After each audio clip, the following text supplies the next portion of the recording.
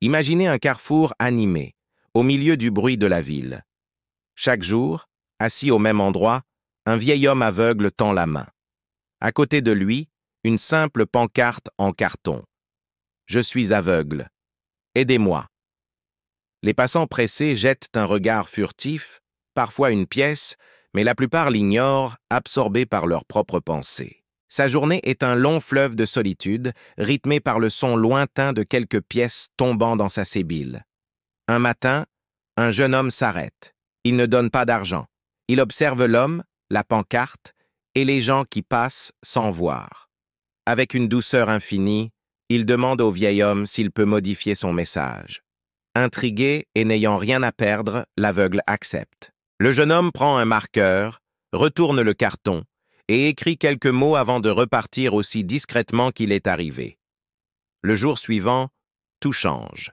Ce n'est plus un filet d'indifférence, mais un flot de générosité. Les gens s'arrêtent.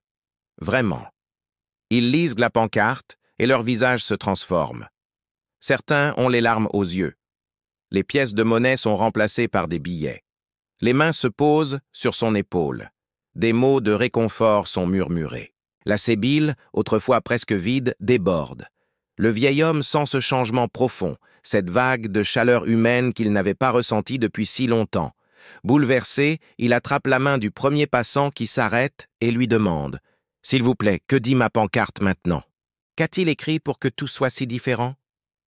La personne se penche et lui lit doucement la nouvelle inscription.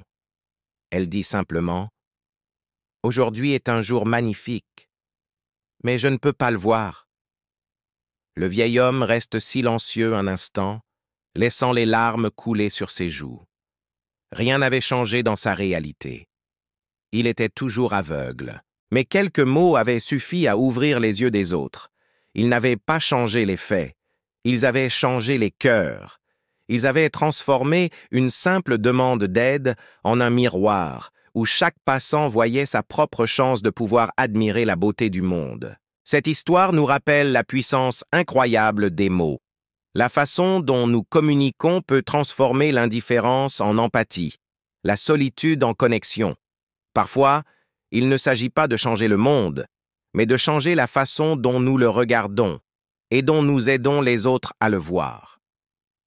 Merci d'avoir regardé cette vidéo. Si cette histoire vous a touché, n'hésitez pas à la partager et à vous abonner pour plus de récits qui, je l'espère, éclairent notre quotidien.